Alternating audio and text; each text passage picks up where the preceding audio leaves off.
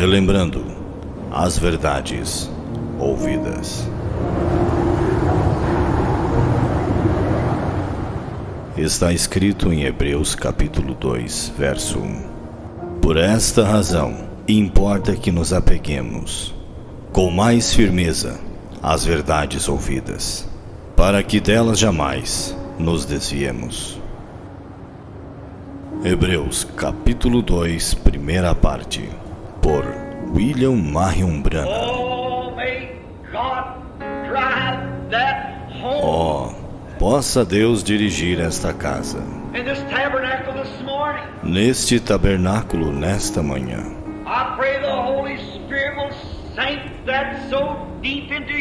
Eu oro para que o Espírito Santo grave isto profundamente em nossos corações.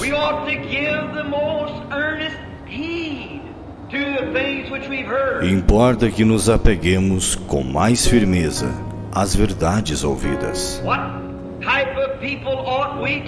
Que tipo de pessoas devemos ser? Quando vemos o grande Jeová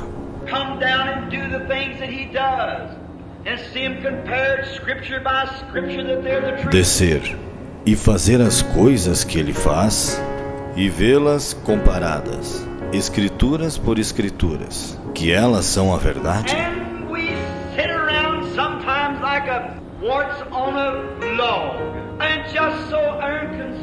E estamos assentados às vezes como um parasita em um toco, e tão indiferentes.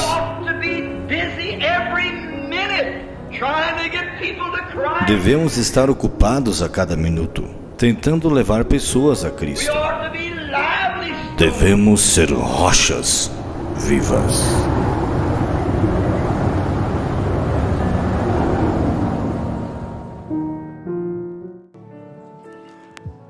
Deus abençoe, irmãos. Vamos dizer graças a Deus. Estamos aqui para mais uma reunião. E sabemos que não é somente mais uma, mas são reuniões finais nesse tempo final. Todo nosso encontro deve ser tratado como os últimos acontecimentos. São os últimos acontecimentos deste drama que tem desenrolado nesses dias. E nós fazemos parte disso, estamos aqui para enfrentar o desafio desta hora, né? Amém. E agradecemos por sermos chamados e por estarmos juntos nesse trabalho, como filhos de Deus. Como disse a palavra, Faraó teve um propósito, mas também Moisés teve um propósito também, né? Amém. Os dois nasceram. E os dois foram criados juntos ali na família, naquele palácio, e estavam desempenhando um papel. Então, nasceu esse faraó que não conhecia José, e tinha que nascer este faraó. E quando ele nasceu, tinha um propósito dele não conhecer. E nós estamos aqui, nesses dias também, com propósitos, motivos e objetivos. E damos graças ao Senhor por saber qual é o nosso propósito nesses dias, né? Amém.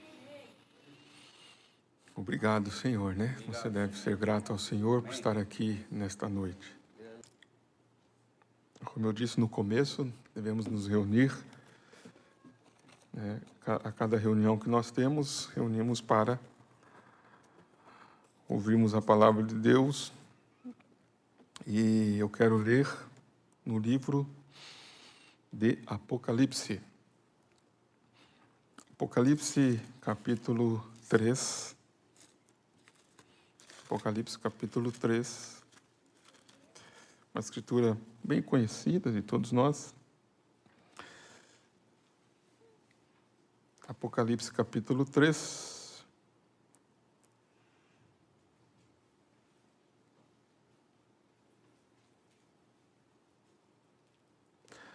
verso 15.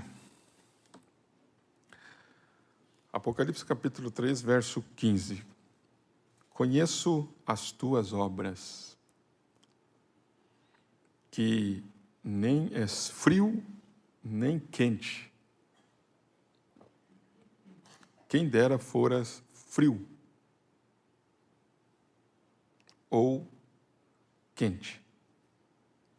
Assim, porque és morno e não és frio nem quente, vomitar-te-ei da minha boca. Eu quero tomar esta parte da minha boca, né? Vomitar-te-ei da minha boca.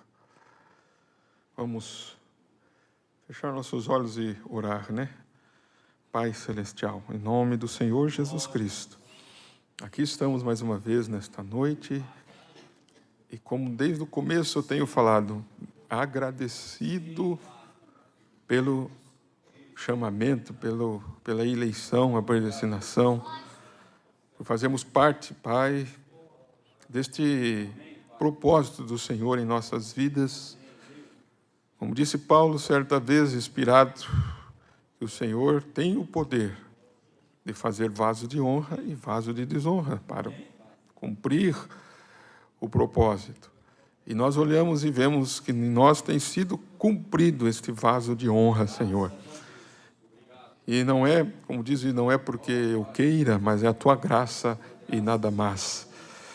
E nós sabemos que é a tua graça, Pai, e nós rendemos a ti nesta noite. Lemos a tua palavra, estamos aqui para meditar na tua palavra. Em cada culto, nós viemos com esta segurança e viemos com este propósito e essa seriedade de ouvir a tua palavra. Agradecemos em nome de Jesus Cristo. Amém. Amém. Podeis assentar. Então, eu tenho esta meditação para falar com a igreja, dentro dos assuntos que temos falado. Nós tivemos 3 cultos ali com o pastor Mazinho, e foram 3 cultos em que Deus nos agraciou, né, através do teu Espírito, sua palavra. Falamos sobre temas que já temos falado aqui, como, por exemplo, Abraão os enxotava, né? Foi um dos assuntos que eu falei ali com eles. E também falamos sobre o guardar estas vestes nesta hora, no entremeio, né? Entre a sexta era e a sétima era, entre o sexto selo e o sétimo selo, entre a sexta taça, a sétima taça, e assim sucessivamente, acontecimentos que estão acontecendo, e nesse entremeio, Deus tem, como disse a sua palavra em Apocalipse 16, que Ele tem vindo com sinais e prodígios, congregando os reis da terra com aqueles 3 espíritos de rãs para a batalha do Armagedon. Mas neste tempo, entre o segundo ai e o terceiro ai, ele vem para buscar uma noiva, ele vem como um ladrão para arrebatar a sua esposa, a sua noiva, e trazendo para ela uma vestidura, uma veste espiritual. E a veste é a palavra, né? Para que não andes nu, como Laodiceia está nua. Então, esta nudez, ela tem um significado na Bíblia, né? Quando fala para que não andes nu, para que não apareça a tua nudez, tem um significado. Mas eu estava tomando aqui esta meditação sobre Laodiceia, sobre a boca. Na Mensagem à Era da Igreja, página 304, quando nós lemos concernente a mensagem para a era de Laodiceia. A mensagem para a era de Laodiceia. Vimos que lemos isto juntos, e estou certo que você notou que o Espírito não disse uma só coisa boa acerca desta era. Ele não disse uma só coisa boa acerca desta era. Nós estamos vivendo esta era de Laodiceia. Podemos meditar. Quando se fala de era, se fala de tempo, se fala de dispensação. Então, o nosso tempo, a era em que nós estamos vivendo, a 7ª era é a era de Laodiceia. E esta era de Laodiceia, o Espírito não fala uma só coisa boa desta era. Ele faz 2 acusações e decreta a sua sentença sobre eles. Uma das coisas é esta: eu sei as tuas obras, que nem és frio nem quente. Oxalá foras frio ou quente. Assim, porque és morno e não és frio nem quente, vomitar-te-ei da minha boca. Eu me lembro, irmãos, de ter pregado uma série de mensagens, certa vez, inspirações que vêm,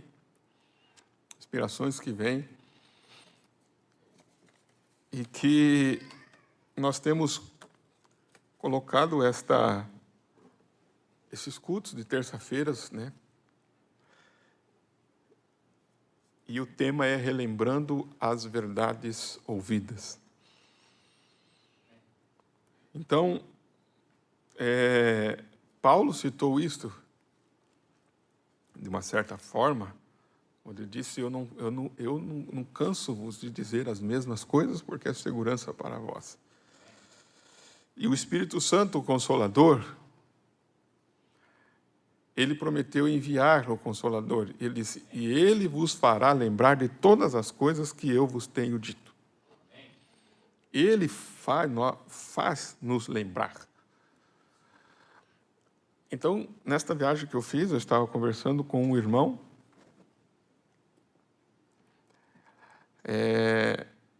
e ele estava lembrando de um culto que eu preguei.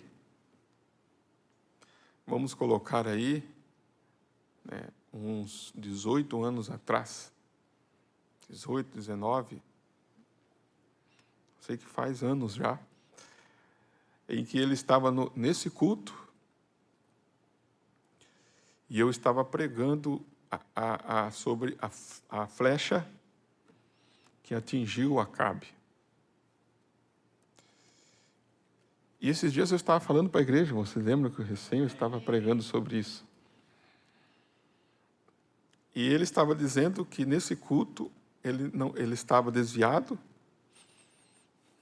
e aí ele estava assistindo o culto para fora da igreja, chegou,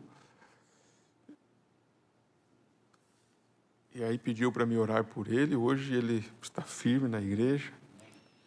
E ele estava lembrando, sabe qual a mensagem que o senhor pregou? O senhor pregou a mensagem assim, assim, assim.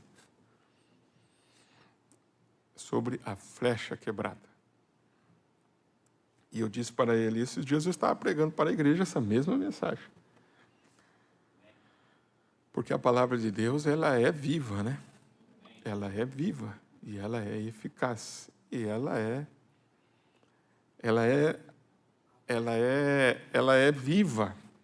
Quer dizer, ela não morre, ela é viva. Então, se você ouve a palavra de Deus hoje, ela é viva. Vocês entenderam? Ela é viva. E ela é eficaz. Aí, esse tempo atrás, eu encontrei também com outro irmão, e ele fez um livro. E eles até vendem esse livro. E o título do livro é Persiste em Ler. Persiste em ler. E eu encontrei com ele até é um irmão que tem uma editora, né, da mensagem, que faz, né, publicações e tudo. E eu conversando com ele falou para mim assim, ó, pastor, o senhor sabe por que eu fiz esse apanhado, esse livro, essa meditação? Eu disse, não. Ele disse, porque o senhor pregou a mensagem uma vez para os ministros, há anos atrás, em Cuiabá, numa reunião de ministros, estamos falando de mais de 10 anos atrás, e foi a primeira mensagem que eu preguei para os ministros, que eu lembro, a primeira. Persiste em ler. Eu dei um CD para ele desta mensagem, ou ele conseguiu, o pastor dele levou a pregação para ele, uma pregação interna, o pastor levou para ele, e desta mensagem ele tirou essa meditação. Persiste em ler. Persiste em ler. Até eu falei para ele, você tem que dar de brinde para mim um desse aí, né? Porque você tirou desta mensagem que eu preguei, né? Mas por que eu estou falando isso? Porque nós devemos observar as mensagens e os cultos que Deus vem trazendo para nós. Inspirações que vêm. E vêm essas inspirações, e depois ela pode passar, podemos pregar novamente, mas tem inspirações que vêm, mensagens que vêm, que você deve depois relembrar aquilo. E assim, quando se fala de Laodiceia,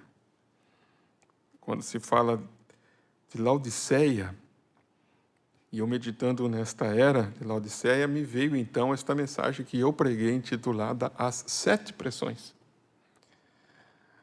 Quantos lembram desta mensagem? Vocês realmente lembram? Eu preguei sobre as 7 pressões.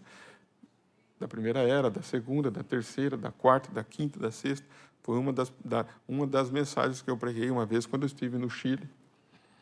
Pela primeira vez em Santiago, eu preguei sobre as 7 pressões e preguei sobre as 7 recompensas. E dentro desta meditação, as 7 pressões, então nós vemos a pressão da era de Laodiceia. A pressão da era de Laodiceia. Qual é a pressão desta era de Laodiceia? O profeta diz que cada era teve as suas pressões. E nesta era de Laodiceia, então, acumula-se todas as outras pressões juntas nesta era de Laodiceia. Então, uma dessas pressões, né, é esta mornidão. Uma destas pressões é esta mornidão, esta vida morna. E estas pressões são espíritos, né, que vêm forçando, que vêm batalhando. Esta mornidão é uma delas. E o profeta, falando sobre isto, nos levando a olhar o que o Espírito está dizendo sobre isto. Então, ele mostra para nós observarmos a pressão que está nesta era onde nós estamos vivendo. Então, ele disse, né, vamos examinar isto atentamente. Diz que este grupo da era da igreja de Laodiceia é morno. Então veja a tendência, veja a pressão, veja a forma que o diabo está trabalhando. É morno. Esta mornidão requer uma punição de Deus.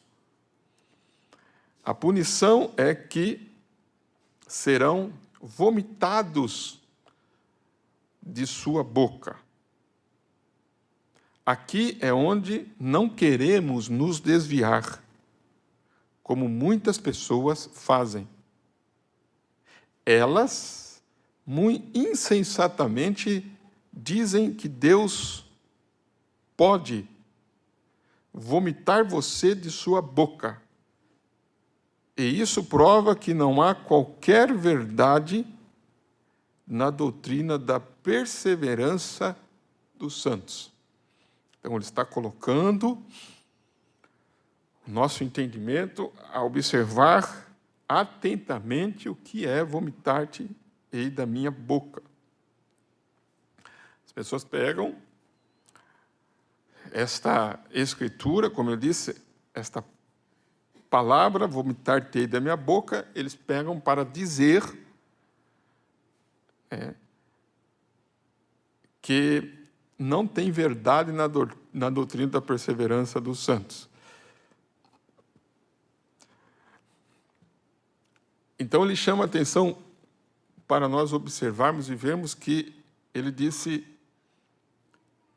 eu quero corrigir seu pensamento agora mesmo.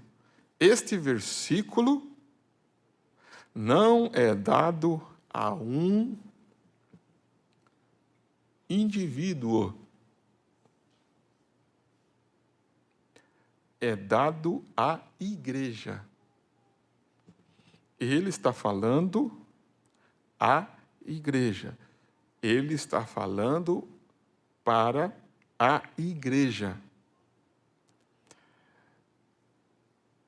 Além disso, você recordará, se simplesmente mantiver a palavra em sua mente, que em nenhum lugar diz que estamos na boca de Deus. Nós estamos gravados nas palmas de suas mãos. Somos carregados no seu seio. Lá atrás, nas eras desconhecidas antes do tempo, nós estávamos em sua mente. Nós estávamos em seu aprisco e em suas pastagens, porém nunca em sua boca. Mas o que está na boca do Senhor? A palavra está em sua boca. Vocês entenderam? A palavra está em sua boca.